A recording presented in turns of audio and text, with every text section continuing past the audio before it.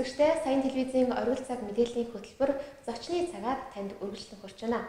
За манай өнөөдрийн зочдоор Баярлагын эмпати сургуулийн маань удирдлагуудаас хүрэлцэн ирсэн байна. Та бүхэндээ өдрийн төргийг. За тэгэхээр тодруулж бас удирдлагыг танилцуулъя гэж бодож байна. Миний зүүн гар талаас эмпати сургуулийн захирал Ханаад. За эмпати сургуулийн ерөнхий захирал Мустафа. За эмпати сургуулийн сургалтын менежер Уранч Минараас студид маань хүрэлцэн ирсэн байна. За ингээд юуны өмнөөс урилгын маань хүлээ аваад студид маань хүрэлцэн ирсэн та бүхэндээ маш их баярлалаа. Тэгэхээр эмпати сургуулийн байгуулагдах болсон шалтгаан өөх түүхээс бас хэдүүлээ яриагаа эхлүүл сонирхолтой болов уу гэж бодож байна. Ханаад захирлаа. За ойлгож байна. За юуны өмнө нийт телевиз үзэгчдээ өнөөдрийн мэндийг дэвшүүлэхийн тулд олж жаргал сайн сайхан бүхнийг өсөн ярэ баярлалаа. Сургууль бол 1994 онд анх байгуулагдсан. Бус сургуулиас ялгаатай нь бол ерөөсөө дотор байранд байрлал сургалт явуулдаг. Энэ бол үр дүнгөгч байгаа. 23 жил би одоо анх байгуулагдсанаас хойш 23 дахь жилд ажиллаж байгаа. Ер нь хамгийн гол юу вэ гэвэл ер нь хүүхд сурагчдыг залуучуудыг төлөвшүүлэхийн тулд хамгийн гол асуудал бол боловсруулахаас гадна хамгийн түрүүнд бол ер нь гол асуудал бол ерөөсөө хүүхдийг зөв төлөвшүүлэх, хүмүүжлүүлэх асуудал.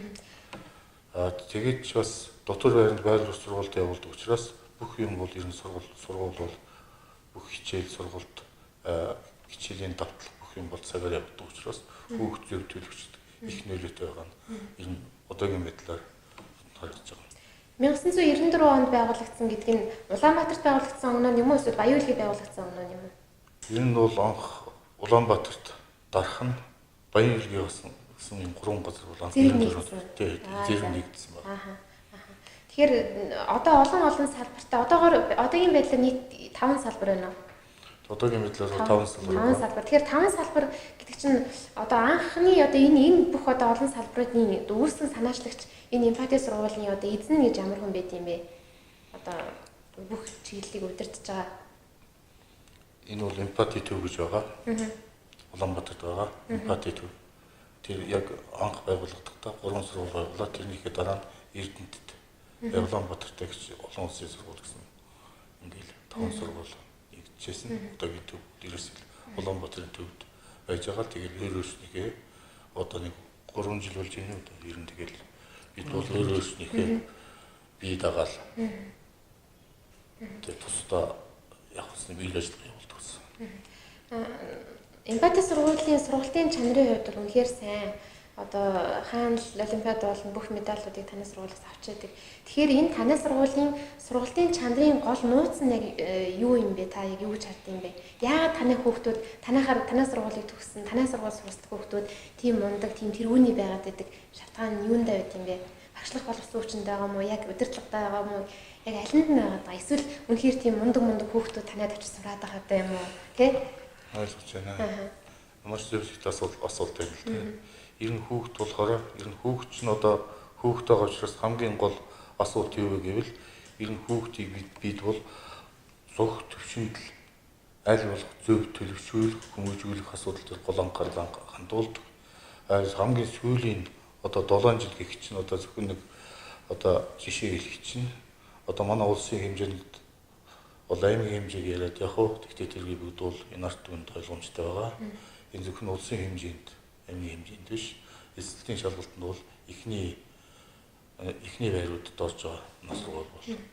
Тэгэхээр энэгээр юу хэлэх гэж байна гэвэл эцсийн хүүхдүүд маань ер нь бол бас ухаантай, сайн бүгд ижилхэн хинтэй ч гэсэн өрсөлдөх чадвартай гэдгийг харуулж байгаа.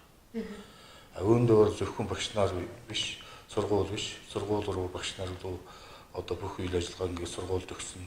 Тэгээд хүмүүжлийн асуудал, сургуулийн асуудал бүгдийг нь бол ер нь сургууль руу чигчгэл хараа сууж явах нь биш. Энэ эцэгтэй хамтарч сурагч, эцэг эх, багш тэгэл хамтарч байж л одоо энэ үйл ажиллагаанд хүрч байгаа гэдгийг хэлмээр байна. За дараагийн асуултыг Мустафа захирлаас асууя гэж бодож байна. Тэгэхээр сүүлийн үед бас эмпати сургуультай холбоотой олон сөрөг ярианууд бас нийгэмд нэлээд газар аваад байгаа. Тэгэхээр энэ асуултанд бас би нэгэнтээ та бүхэн бас манай студид хүрэлцэн ирсэн болохоор хариулт авъя гэж хүссэн. Тэгэхээр эхний асуулт бол эмпати сургууль хаагдах гэж байна. Ер нь хаагдахаар болсон ч гэдэг юм уу? Хаах гэж байгаа ч гэдэг юм уу? Ийм яриа бас их явж байгаа. Энд та хариулт өгөхгүй юу? Сайн байцгаана уу? Юуны өмнө бид надад боломж өгөөд энэ телевизэд гаргасан та бүхэнд баярлалаа. Та бүхний ажилд амжилт хүсье. Бас нийт үзэгчид аз жаргал сайн сайхан бүхний хүсэн ёрий. Ер нь эмпати сургуулиуд хаагдан гэж өнгөрсөн 9 сараас хойш байнга яригдж байна. Гэхдээ тэрнтэй холбоотой зарим хүмүүс болохоор энэ сургууль бол ерөөсөө хаагдсан байна. Ерөөсөө хаагдах юм байна. Дампуурхан байна. Чанар нь муудсан байна гэж тийм суу яриа бол байнга гардаг байсан. Гэтэ сүүлийн үед бол энэ чинь сошиал медиадаар одоо нэвтрүүлгээр тийм их гарахаар болсон. Гэтэ сүүлийн баг одоо 2-3 сар болсон байна. Ерөөсөө ямар ч одоо дуу чимээгүй болсон байна. Яагаад гэвэл энэс баг сарын өмнө манай одоо сургуульд Улаанбаатараас боловсролын яамнаас хүмүүс ирсэн байна. Тийм одоо яриануудтай холбоотой манай сургууль дээр ирээд манай сургуулийн бүх юмыг шалгаж өгсөн байна. Ер нь гэрчилгээг ер нь хаанаас авсан байна. Багш нарын гарын авлага ер нь ямар хөө байна. Номын санд хэрэглэж байгаа номнууд ер нь ямар номнууд байна. Галтогонд одоо хүүхдүүд одоо үйлчилгээ өгж байгаа дугуйч нар нь ер нь ямар хүмүүс байна. Одоо тэр хоол нь ер нь хүйтэн байгаа мó, халуун байгаа мó, болж байгаа мó, сэвэрлэг нь ер нь ямар хөө байна. Тэгээд дотор байрны амьдрал ер нь ямар хөө байна бүх юмыг шалгаж өгсөн байна. Тэгээд тэр хүмүүс ч гэсэн ер нь явахдаа бид нар ер нь ярьсан байсан. Бид нар бол ерөөсөө биеэрээ, нүдэрээ бүх юмыг харсан байна. Одоо эмпати сургуулиуд одоо ер нь хаагдах юм байна, хаагдан байна. Тийм яриануд бол ерөөсөө сүүн яриа байсан. Хар пиар байсныг бид нар ерөөсөө биеэрээ бид энийг мэдэж авсан байна. Ямар нэг асуудал байхгүй байна гэж бид нар хэлсэн байсан. Бараг одоо 2-7 хоног өмнө бид нар одоо тэр шалгалтын албан ёсны бичгээ бид нар явуулсан байна. 91.4 оноор одоо бүх одоо ажилчид багш нараас хүүхдээс бас нэг анкет авсан байна. Тэр анкетын дагуу болохоор хүмүүс нь одоо 91.4% нь сэтгэл нь хангалттай байна. Одоо ямар ч нэг асуудал байхгүй. 91.4. Хүүхдүүдийн багш нарын одоо ажилчид нь одоо тэрэн дотроо бол ерөөсөө юу бас асуусан байсан. Багш нар одоо ер нь та нарт ямар одоо конкурсонд ямар бэлдэж байна. Ер нь одоо энэ сургууль төгснөө дараа ажил олохын тулд та нарт одоо ямар зөвлөгөө өгж байна. Ер нь зөвлөгөө өгч чадж байна гэж бүх юм байсан байхгүй.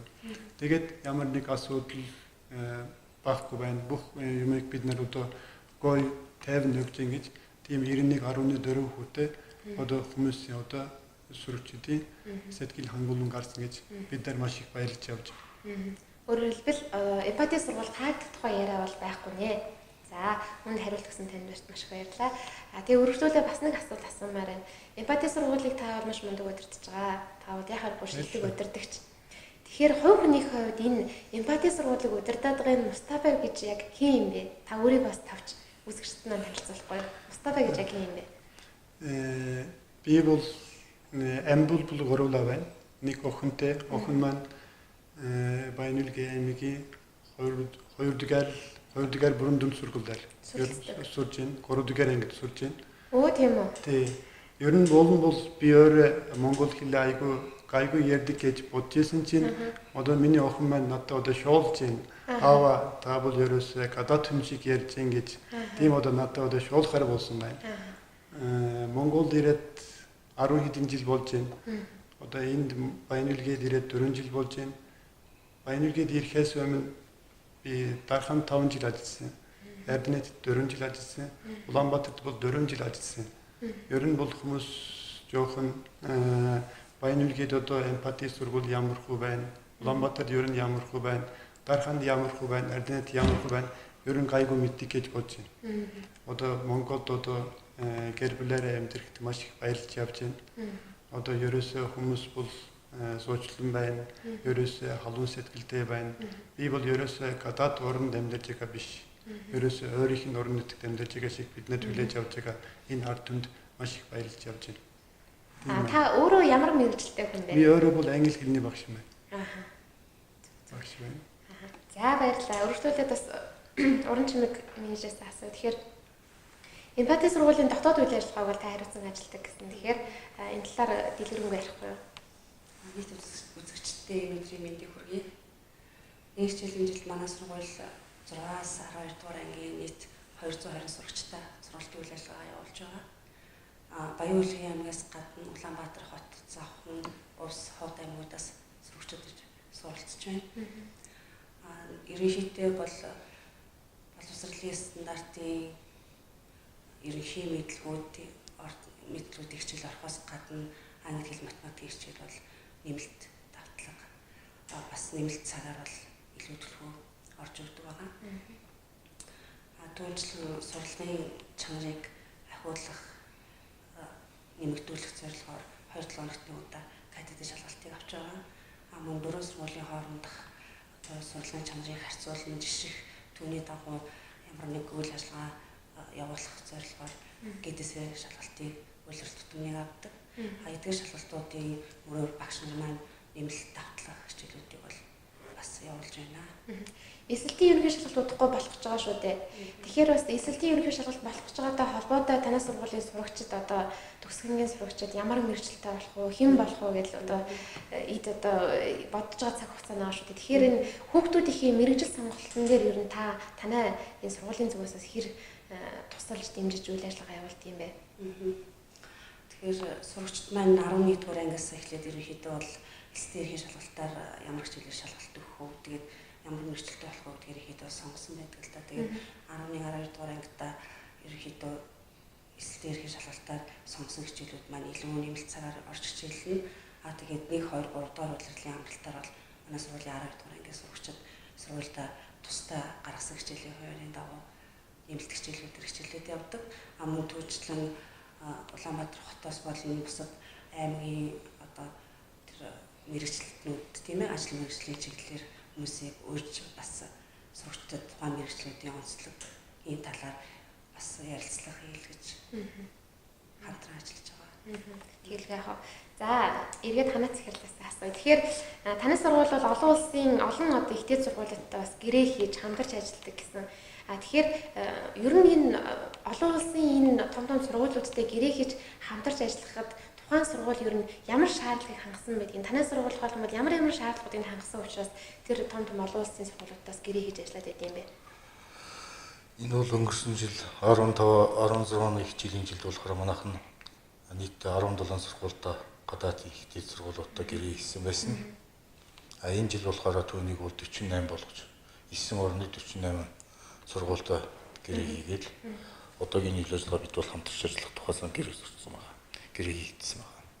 Агууны хамгийн гол юу вэ гэвэл эндээс өмнө ч гэсэн бид нар бол энэ саяны 17 сургуультай гэрээ хийгээл энэ сурагчдыг бас шилж хүүхдүүдийн дунд сая нөгөө уран зохиолын шиг хэлж байгаа шиг одоо ингээд шалгалтынхаа үр дүнд хүүхдүүдийг явуулсныхаа зөв хүүхдүүдийг явуулсныхаа үр дүнд бол энэ хүүхдүүд маань маш энэ уул сурч байгаа учраас хүүхдүүдийн цаанаас ч гэсэн ялгаагүй маш их олон хүсэл тавьж байгаа. Танай сургуулиас энэ хүүхдүүдийг иймэрхүү хүүхд байл бид бол 100% тэтгэлэгтэйгээр тэгээ бас стипендтэй сургалтанд хамруулж яах гэсэн юм хүсэлтүүд тавьдаг ирж байгаа. Энэ жил 48 одоо сургуультай гэрээ хийж тэрнийхээ гадуур бол зөвхөн одоо бидний бас нэг бахархч хэлэх юм юу гэвэл өнгөрсөн жил нийт одоо аймгийн хэмжээний нийт олимпиадуудад бол нэг 54 медаль авч байсан бол энэ жил 16-17 жилийн жилд энэ тог бол 100-д хүрсэн байгаа. Энийг бас нийт телевизчд бас сонссон зүг болов гэж бодож байна. Тэгэхээр нөгөө нэг гадуур л бас нийгэм донд яваад л байгаа юм л да. Нөгөө эмпати сургуулийн чанар нь муудаад байгаа л гэддэг. Гэтэл ингээд харахаар л ерөөсөө олимпиад болгоны төрөө медалийг л эмпати сургууль авч идэг тий. Энэ талаар та бас ярихгүй. Ер нь бол би ирснээс хойш байнга ийм яриа гарч ийн л да. Би бол ерөөсөө тэрийг одоо тухайн үед тийм яриа гарч ирсэн хүмүүстэйгээ биеэрээ бас ер нь уулзж ирсэн. Тэгээд бас тэдний санаар яаж одоо сургуулийн чанарыг муудсныг тэд нар мэдэрсэн байна. Яаж одоо муудсан тэрийг мэдсэн байна. Тэр мэрийг ч гэсэн ер нь ярьж ирсэн л да. Жишээ нь яг одоо нотлох баримтаар ярих юм бол 2-3 жилийн өмнө сургуулийн чанар болохоор 616 байсан. Тэгээд тэрний дараа бол 616 өнгөрсөн жилийн одоо манай одоо конкурсын ерөнхий дундаж оноо Одоо англи хэл, математик, хим, физик, нийгэм гэж нийт оноо орсон хүүхдүүдийн туугаар ер нь яах юм бол 626 хүргэсэн байна. Ер нь бол Дунд чинь шүү дээ. дунд чинь бол тийм байна. Угаасаа Баянүлгээд бол нийт бол бараг одоо 8 хүүхдүүд юм уу, 7 хүүхдүүд юм уу 800 авсан байсан. Тэр одоо авсан 7-8 хүүхдүүдийн 5 хүүхдүүд манай сургуулиас байсан байна. Бас одоо өнгөрсөн жил бол сая Канад захил ярьсан байсан. Олимпиадаас 54 медаль байсан чинь энэ жил одоо ер нь 100 медаль болсон байна. Өнгөрсөн жил бол дэлхийн одоо 10 хэдийн ихтэй сургуультай ярэ хийсэн байсан. Энэ жил тарихыг бол 48 болгосон байна. Одоо эднэр бол ер нь сургуулийн чанар дээшээгээ муудад байгаа мó, доошээгээ муудад байгаа мó тэрийг чинь бол ерөөсөө ойлгомжтой байна л да. Зөв. Тэгэл яах. Тэгээ бас таны сургууль дээр очиод мэдээ бэлтээ явуулж хад надад нэг зүйл бас их сайхан санагдсан л та. Багш нар болон сурагчтай нөгөө нэг сайн байх юм бол мөнгөн шагналаар урамшуулдгаа гэд. Тэгсэнд энэ талаар та ярих. Олимпиадын журам гэж өөр одоо 4-5 сургуулийн хооронд нийт гаргасан нэг тушаал байгаа, журам байгаа. Тэр одоо журмын дагуу, тушаалын дагуу хэрвээ ганцхан багш биш, багшийн одоо бэлсэн сэвэн ч гэсэн ер нь нэг амжилт гарах юм бол за одоо нэрэмжит олимпиадад амжилт гарах юм бол тустай тэгээд улсын олимпиадад амжилт гарах юм бол тустай олон улсын олимпиаданд амжилт гарах юм бол тустай мөнгөн шагалтай байдаг. Эмпати гэж яг юу гэсэн үг юм бэ? Захирлаа. Энэ бол эмпати гэдэг чинь одоо өөрийгөө болохоор өөрийгөө бусад нь хажууд нь урд байгаа хүнтэйгээ харьцуулж харах одоо перспектив гэж бас хэлж болохоор тэгээд бүх юмыг хамарч тэгээд яг өөртөө шиг адилхан тэр хүнийг харах одоо юу гэх вэ харагдах үзэгдэл гэх юм одоо өөрийгөө өөр хүнтэй одоо өөрийгөө одоо нөгөө хүнийг өөртөө адилхан харах тийм л агуулга бүх хүмүүсийг одоо өөрийн нүдээр харах гэсэн. Тийм аа. Хүмүүнлэг инэрэнгүй сэтгэл явагдаад байгаа юм. Хүмүүнлэг инэрэнгүй одоо дүр зургаар одоо бусдыг өөртөө адилтгаж чаддаг гэж бодох тийм утга гэсэн үг. Эмпатигээр төрөх үг. Эмпати англи үсэг. Англи үсэг. Зөв. Тэгээ утга нь бол тийм утга байгаа юм шүү дээ. Ер нь хүмүүнлэг инэрэнгүй л гэсэн тийм утга мөн. Би энэ дээр сая нэг Мустафа Захирлийн хэлсэн юм дээр болохоор одоо жишээлбэл зөвхөн одоо энэ сургуулийн одоо шанартай холбоотой, сургуулийн хэлцэлтэй холбоотой би бас нэг юмыг нэмж хэлмээр байна л да. Юу вэ гэвэл ер нь жишээл одоо манай одоо энэ жил бол засгийн газрын Орос улстай засгийн газрын хооронд гэрээнийхээ дагуу одоо сургуульд явах тэр одоо тэрнээс 10 хүүхэд байлаа гэж чинь тэрний 4 хүүхэд манай сургуулиас одоо элсэлт аваад өөрийнхөө хүссэн мэргэжлэрээ одоо тэр сургуультай элсэлт аваад сая элсчихэд ирж байгаа юу гаргасан байгаа. Засгийн газрын тэтгэлгээр Хэдэн хүүхдээ? 4 хүүхэд. Танай сургуулиас ямар мундаг юм. Тэгээ одоо манай аймагаас нэг одоо 10 хүүхэд гэх чинь одоо 11 хүүхэд байгаа. Тэр нь 11-ээс 4 хүүхэд манай сургуулийн сурагчтай байгаа. Энд бол одоо телевизийг одоо ашиглаж нэгэнтэй юм дээр синхрон хэлцээр гарч байгаа учраас тэр хүүхдүүдийн эцэг их манай нийт суан багш нарт бас баярлсан талархсан гэж байна. Тэгэл яах вэ? Тэгээ бас би таны дээр мэдээ бэлдээ явж байгаа дотор байраар нарсан л та. Тэгээ тэр дотор байрны тэр тогтцолт ямар гоё юм бэ? Хэр аргийн тэр баг 5 утаа зочд буудалтай баг энэ тэнцвэс тийм сайхан тогтцолтыг бас та бүхэн дотор байранд бий болгосон байт юм билээ. Энэ та ярихгүй. Уул дотор баярыг бол өнгөрсөн зүүн эхлээд бид нар засан байна. Уул нь бол урлагийн бол жоохон орон шкафн тэгээд жоохон сайн биш байсан. Сүүлийн их биш байсан. Өнгөрсөн жил эдийн засгийн хичнээн ямралтай байсан ч нэг одоо боломж гаргаж агаад тэгээд баса хүүхдүүд маань сайн сурж байна. Эцгийгчүүд маань ийм одоо эдийн засгийн ямралтай үед бид нар одоо этикет найдаад хүүхдүүдийг явуулсан юм чинь хүүхдүүдийг одоо нэг шагнал болгож агаад тэгээд дотор баярыг одоо дахиад нэг засыг гоё болгоё гэж өнгөрсөн жил тийм одоо тогтжуулсан байна. Тийм учраас маш их баярлж явж байна. Тэгэл яах вэ? Эдийн засаг гэснээс бас Ер нь танай сургууль санхүүжилтээ яаж шийддэг юм бэ? Санхүүжилтийнхээ одоо үйл ажиллагааныхаа санхүүжилтийг хэрхэн шийдэж авдаг юм бэ? Санхүүжилтийг болохоор ерөөсөө л манайд хувьсгах зардал гэж байгаа. Улсаас одоо хувийн сургууль байна уу? Тэгээ ямар сургууль, хувийн сургууль, улсын сургууль гэдэг хувьсгах зардал тэгэл бас дотор байрны зардал гэж ер нь тэр хуу жирэмд тогтоолоод байгаа. Тэрнийхээ дагуу аймаг асуус өгөх хэмжээгээр байнгын тусалж дэмжиж ирж байгаа. Тэр нөгөө тэгээд бас нөгөө хүүхдүүдээс авах сургуулийн төлбөр байгаа. Тэрүүгээрээ л одоо өөрөө өөртөө санхүүжүүлэх бүрэн боломжтой болсон. Нэг яваад байна. Ягаад гэвэл одоо шинээр одоо саяных одоо 90 нууд цаашдаа бол өөрөө өөртөө бүрэн санхүүжүүлэх бүрэн боломжтой байна. Гадаадаас ямар нэгэн одоо үгийн байдлаар ямар нэг хөрөнгө оруулалт хэрэггүй. Тэгээд бас сэтгүүлч хүний нүдээр ер нь анзаараад байхад эмпати сургууль бол нэг тийм тогтсон жишгийг манай аймагт бий болгочихлээ.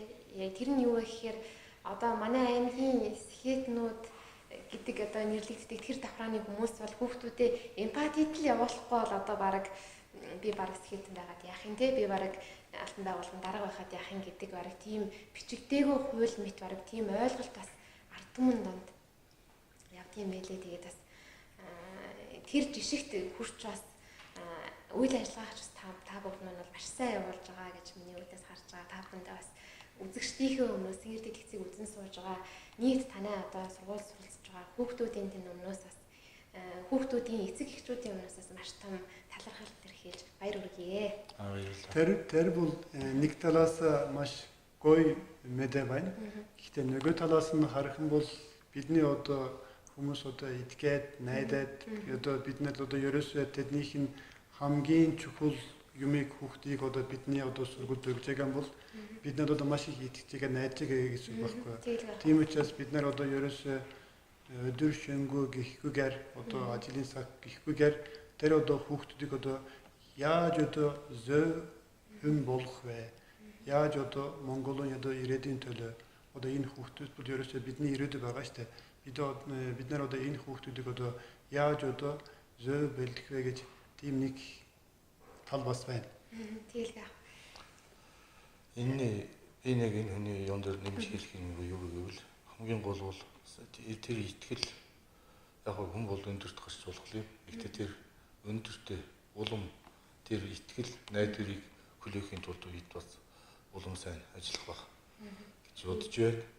Үүний хажуугаар одоо жишээлбэл зөвхөн бас нэг юм бол одоо манайх нь одоо байгууллагад энэ сургууль байгуулагдаад 23 жил болж байна гэж би түрүүн хэлсэн. Гэхдээ энэ 23 жилд бол нийтдээ манай сургуулиас 4 докторийн зэрэг хамгаалсан чавнаар байгаа. Гадаад орнд одоо Америкт, Япон улсад, Солонгос гэх мэт ингээд хөгжилтэй орнуудад шинжлэх ухааны тэр хүрээлэнд ажиллаж байгаа нь бас энэ юуг ашиглаж хэлбэн бас тэр хүмүүсүүдийн бас итгэл найдвар юм бас болох гэж бодож байна. За тэгэл байх уу ингээд бидний ярилцлага бас цаг хугацаатай ерөөхдөө бас өндөрлөлт дэше хандж байна. Ингээд төгсгөлийн хэдэн орныг бас дагавартай болдъё. Үнэ ч нэг хүнээс эхлээд. За ер нь би багш гэхээсээ илүү хувь хүн талаасаа энэ сургуульд ажиллаж ирсэн цагаас хойш бол багш хүн ер нь ямар байх ёстой юм, сурагчтай хэрхэн ажиллах, би ямар арга барилтай байх ёстой юм, хичээл заах арга туршлага, тэгээ сургуулийн үйл ажиллагаагаа одоо техник технологи ашиглан хэрхэн явуулах вэ гэдэг талаар ч юм уу маш олон талаар өөрийгөө хөгжүүлж ирсэн. Тэгээд энэ ашрамд энэ сургуульд ажиллаж байгаа минь бас нэр төрийн хэрэг. Тэгээд энэ хамт ажиллаж байгаа хамт олон сурагчид сургуулиараа бас үргэлж бахархаж явдаг.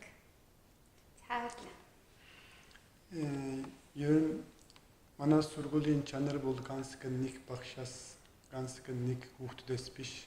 Одоо тэр одоо сургуулийн орчинд ажиллаж байгаа бүх өөрөө гадаа байгаа манайчнаас эхлээд үйлчлэгч дугуйчнаар бүх хүмүүстэйгээ хамт тийм одоо амжилт гаргана гэж бид нэр итгээд найдаж байна. Одоо манай одоо ард түмэнд бид нар итгээд найдаад манад одоо хүүхдүүд явуулж байгаа эсгэгчүүд одоо хүүхдүүд ч гэсэн маш баярлалаа. Одоо манад одоо төгсөөд ерөөсөө Монголын төлөө ажил хийж байгаа манай одоо төгсөгчид ч гэсэн тэднийтэйгээ бахарч байна. Тэд нар бас одоо өндөрөөсөө өндөрт амжилт хүсье. Баярлалаа. За.